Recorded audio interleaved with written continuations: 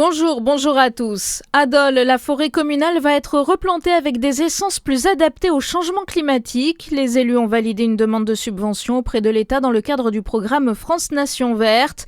L'objectif est de reboiser 8,5 hectares de peuplement d'épicéas détruits par les scolites, les insectes qui attaquent certains arbres. Pour y parvenir, la commune mise sur une plus grande diversité d'essences. La députée Catherine Hervieux alerte sur la fragilité de la ressource en eau en Côte d'Or. L'élu appelle à faire de la protection de l'eau une priorité politique et sanitaire. Elle demande une gestion plus sobre et plus équitable de cette ressource. Aujourd'hui, 75 communes rurales du département sont concernées par des restrictions d'eau. En Saône-et-Loire, une soixantaine de pompiers étaient encore mobilisés pour finir d'éteindre le feu qui s'est déclaré mercredi à la Grande Verrière près d'Autun. Cette nuit, le dispositif a été allégé à 10 personnes. Plus de 60 hectares ont brûlé. La route sera prochainement ouverte.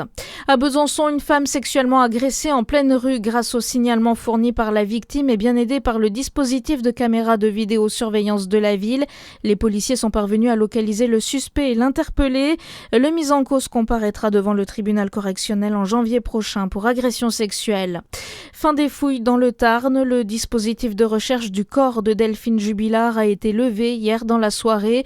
Des ossements sont en cours d'analyse pour déterminer s'ils appartiennent bien à l'infirmière disparue fin 2020 à Cagnac-les-Mines près d'Albi. L'association Donnons des ailes au vélo dans le sillage du Tour de France. Elles sont 7 cyclistes à s'être lancées dans l'aventure pour promouvoir le cyclisme féminin. Départ à 8h de Champagnole pour se rendre en Haute-Savoie. Hier chez les hommes, c'est le Suisse Mauro Schmid qui a remporté l'étape entre Dole et Belfort.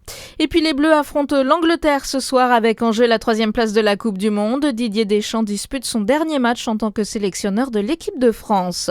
Bonne journée sur Fréquence Plus.